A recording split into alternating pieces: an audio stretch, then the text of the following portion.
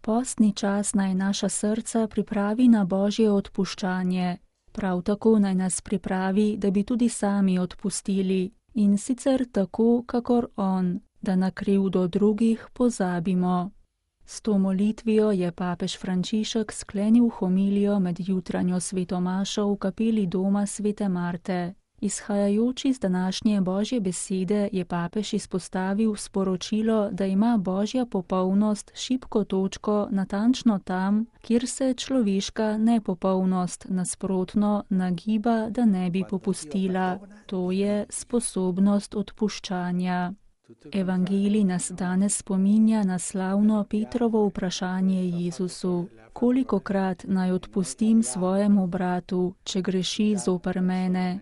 Berilo iz knjige preroka Danijela pa predstavlja molitev mladeniča Azarjaja, ki naj bi umrl v ognjeni peči, ker ni hotel častiti zlatega malika. A ko je med plameni, nad ljudstvo kliče Božjega usmiljenja in obenem prosi odpuščanja zase.